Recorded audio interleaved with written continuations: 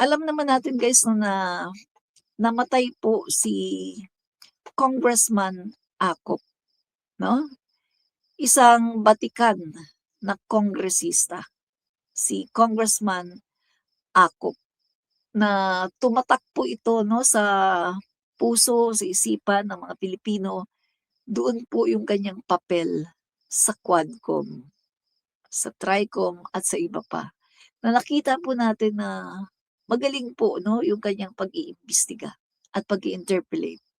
So dito mga kaibigan, nung nawala po siya, syempre wala na pong representative ngayon yung Antipolo.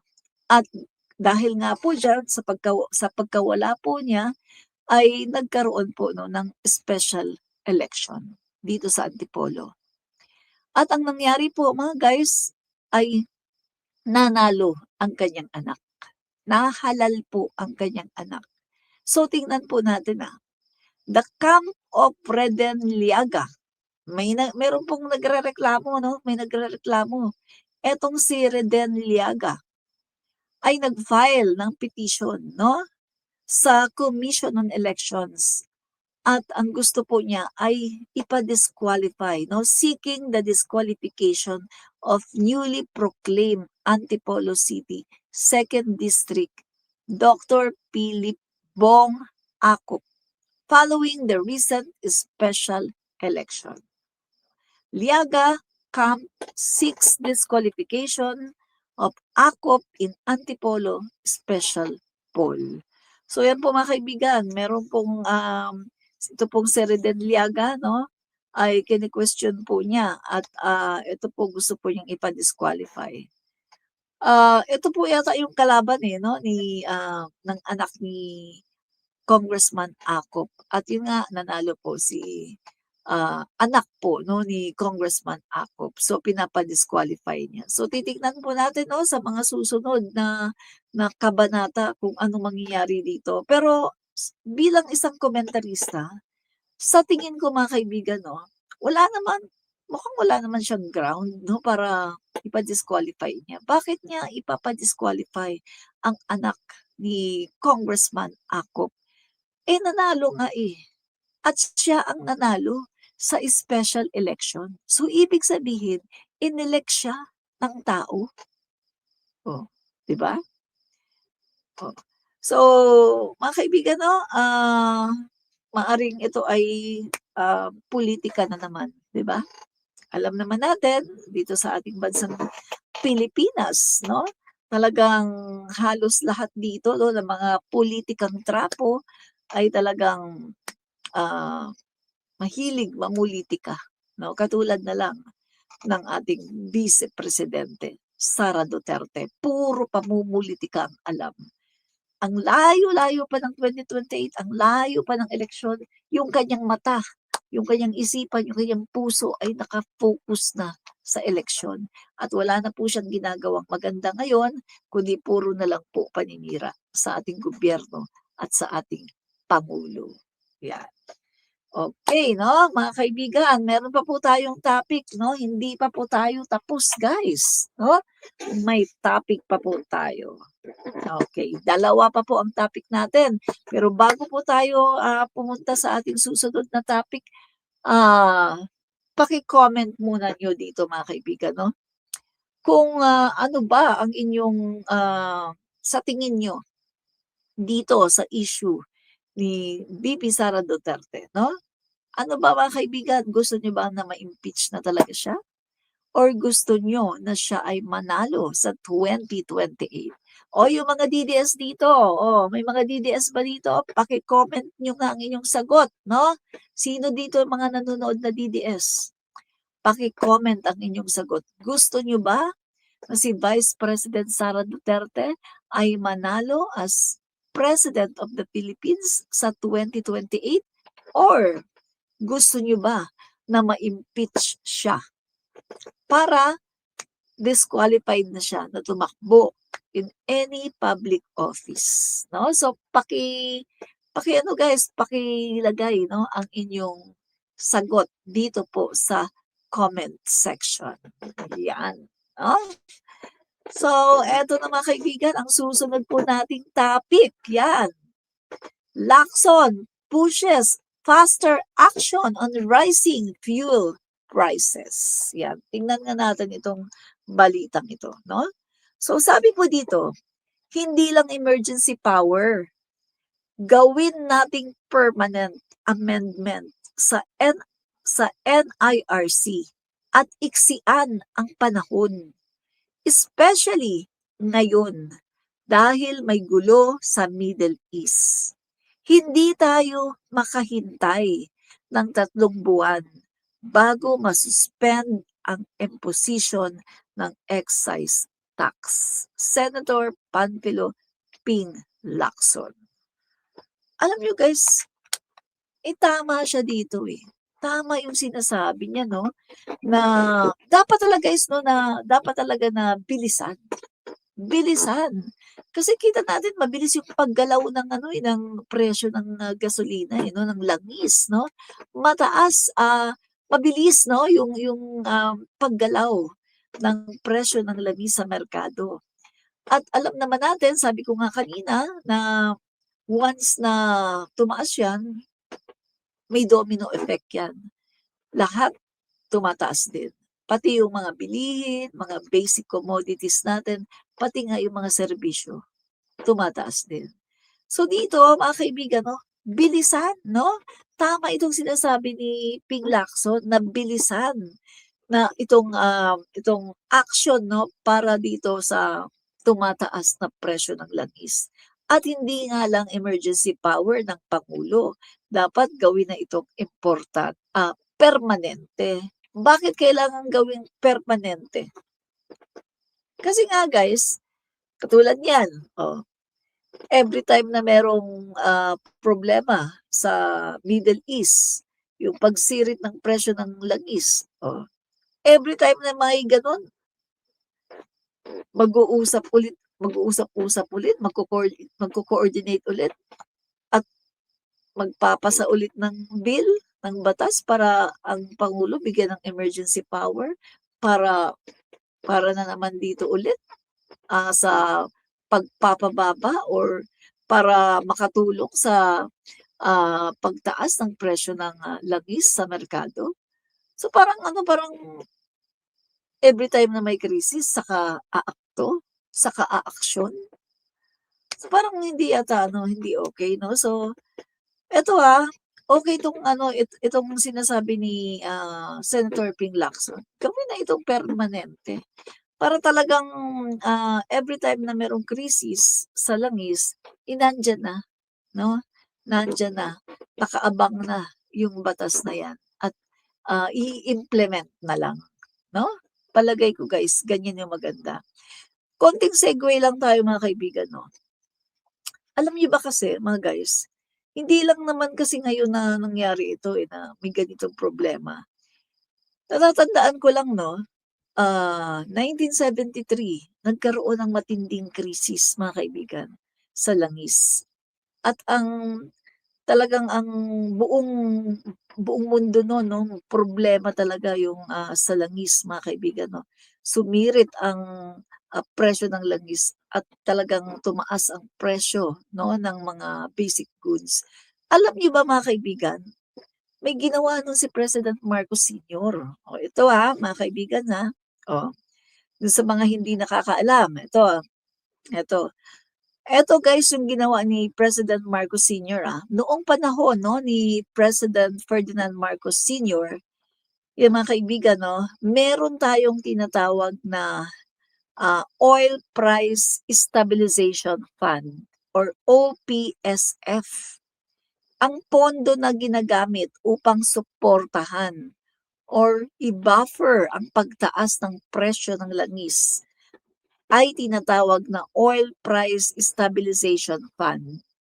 Ito po ay mga kaibigan ng isang pondo ng gobyerno na ginagamit upang patatagin ang presyo ng produktong petrolyo tulad ng gasolina, diesel at kerosene. So kapag mataas ang presyo ng langis sa world market, ginagamit ang pondo na to upang masubsidize o bawasan ang taas ng presyo sa lokal na merkado. So kapag mababa naman ang presyo, nag-iipon ang pondo mula sa mga buwis o levy sa oil products. Kaya every time na merong krisis, no, sa langis, wala tayong problema nun. Kasi meron tayong, kumbaga, pondo. O, di ba? Yan yung ginawa noon sa panahon ni President Marcos Sr. At the same time, mga kaibigan, no, doon po si President Marcos Sr. ay talagang pinarami niya yung ating mga power plants, mga kaibigan, no? Pinarami niya, no? At gumamit po tayo ng iba-ibang uri, no, ng energy, no? Guys, no? Sa panahon po 'yan ni President Marcos Sr. 'Yan. Andiyan yung mga hydrogen, geothermal, no? Hydrogen. Andiyan yung mga geothermal energy, no? Nandiyan yung coal at iba-iba pa mga kaibigan, no? So, dali, tingnan natin Tapos nagkaroon pa ng energy conservation measures, no? Naglabas ang pamahalaan ng mga panuntunan para makatipid sa enerhiya. So marami pong ginawa noon si President Marcos Sr., mga kaibigan, no? Para talagang matugunan itong pag-aangkat, no? Hindi na tayo no naka-rely no sa pag-aangkat. Yan pong ginawa ni President Marcos Sr., no? So gumawa po mga kaibigan, no? Pinarami yung geothermal energy projects, yung hydroelectric dams, at yung meron pa mga kaibigan, no, yung sa nuclear power plant. Kaso sa kasamaang palad mga kaibigan, yung nuclear power plant na ipinatayo niya nung 1970s ay hindi naman po pinaandar ng next administration, no? So kung pinaandar lang sana ito guys, ay maganda sana, no? At sa totoo lang, no, during that time, tayo po yung talagang nauna, no, sa Southeast Asia na merong power plant.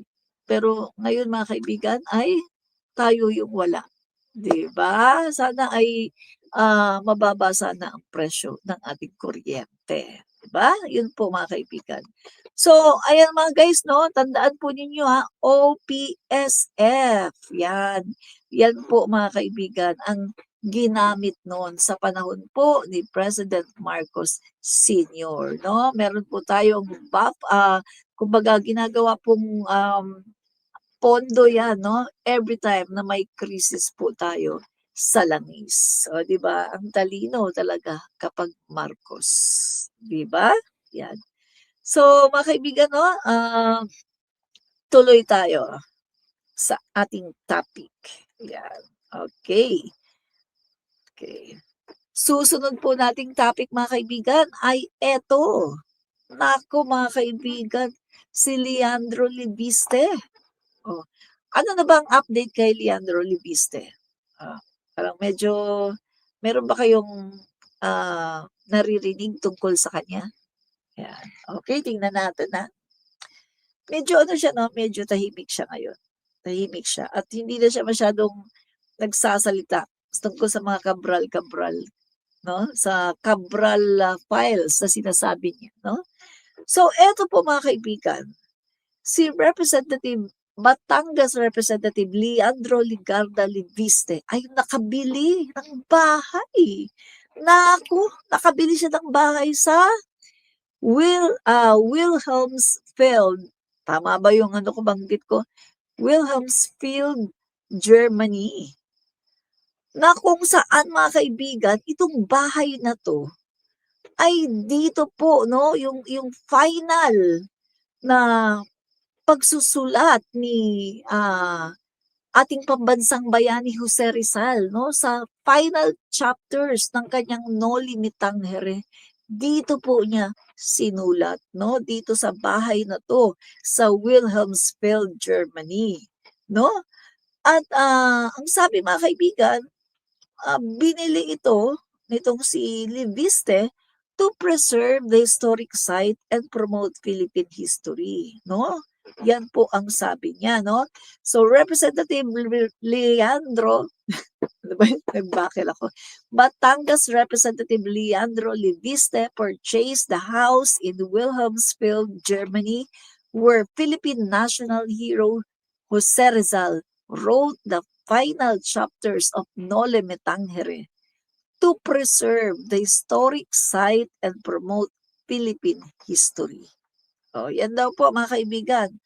Pero guys, ang mahal niyan. Alam niyo kasi mga kaibigan 'no, kapag mga historical places, historical homes 'no, mga ancestral home or kahit ano basta historical, 'pag binili mo 'yan sobrang mahal niyan mga kaibigan. Oh, 'di ba?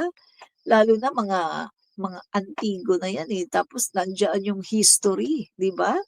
Na kung saan diyaan na sinulat ni, Dr. Rizal yung last chapter dun niya, tinapos yung last chapter ng kanyang, libro, yung Noli Me Tangere.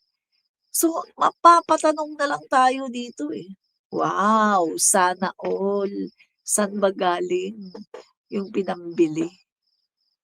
Oh, 'di ba? Mapapatanong na lang tayo talaga mga kaibigan 'no? Eh, alam naman natin na itong si Leandro Leviste, itong si Promel Kid ay meron pong issue, 'di ba?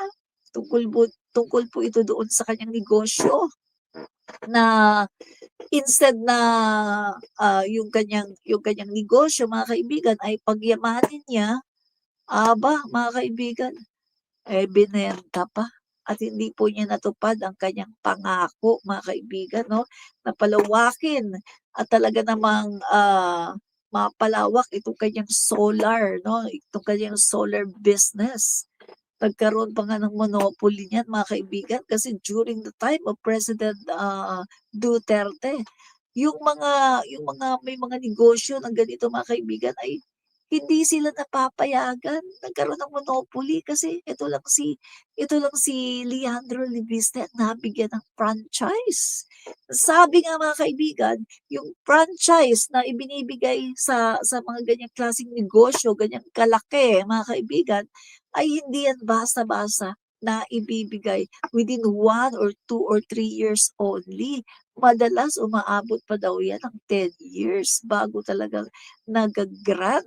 Pero eto nga dahil na meron siyang impluwensiya, malamang ay nilakad din ng kanyang nanay 'no, malay natin baka nga nilakad din ng nanay niya kaya nag-grant sa kanya yung franchise 'no, ng kanyang solar, business na 'yan. Ang problema hindi naman niya nagawa ang kanyang pangako 'no, parang pinagkakitaan lang niya 'no. So kaya ito mga kaibigan, mapapatanong ka talaga, eh, saan ba nanggaling ang pera? Oh, bakit tila yata siya ay nakakabili ng ganito? Saan ba nanggaling ang pera na kanyang pinambili? Sana all, 'di ba? Yan mga kaibigan 'no. So, diyan po nagtatapos na yung ating topic 'no. So, wrap up na po tayo mga kaibigan 'no, guys. Oh, ano pong inyong mga komentaryo, ano paki-comment po dito sa ating comment section. Ano po ang masasabi ninyo sa ating mga balita 'no, sa mga breaking news natin ngayon. Ano ba yung nagustuhan ninyo at ano ba yung para sa inyo ay talaga namang ah, kapaka kapaki-pakinabang para sa inyo or ano po ba yung, mga issue ngayon na talagang interesado kayo, 'no? Or sagutin niyo na rin mga kaibigan, 'no? Sa tingin niyo, ano po ang mangyayari sa impeachment ni VP Sara Duterte? Matutuloy ba ang bloodbath or bubble bath?